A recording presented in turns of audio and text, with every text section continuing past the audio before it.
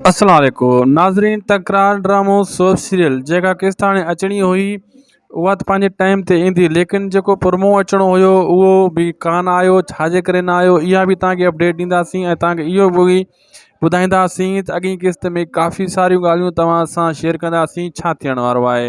दोस्तो हिन वीडियो खे ते तव्हां आख़िर ताईं न ॾिठो तव्हां कुझु न ॾिठो, छाजे करे ही वॾी अपडेट असां दी आहे नंढड़े वीडियो में। इन वीडियो के आख़िर ताईं ॾिसो ऐं तकरार ड्रामे जी अपडेट भी ॿुधो ऐं उदासी टीवी के भी ज़रूर सब्सक्राइब कंदा। हलो था पंहिंजी अपडेट की तरफ। दोस्तों प्रोमो जो अॼुकल्ह टाइम ते इन जे करे न ॾिनो वञे थो त हुननि जी इहा कोशिशि शायदि जेतिरा बि व्यूज़ अचनि तेसीं ताईं सर्च कंदा रहनि ऐं मुहबतनि जो माग खे फेरे फेरे ॾिसनि, जीअं मुहबतनि जो माग ड्रामे जा व्यूज़ वधनि।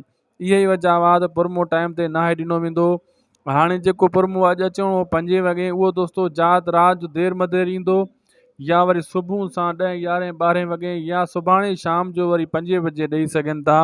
छाजे करे हिननि जो टाइम टेबल चेंज थी वियो आहे। हाणे इन वजह मुहबतनि जो माग आहे, इन ड्रामे जी वजह खां प्रोमो अॻियां पोयां करे छॾियो अथनि, जीअं हर को सिर्फ़ु उन ड्रामे खे ॾिसे। छाजे करे उन ड्रामे खे एतिरी पज़ीराई न मिली जेतिरी तकरार खे मिली, या वरी ज़हर ज़िंदगी ड्रामे खे मिली।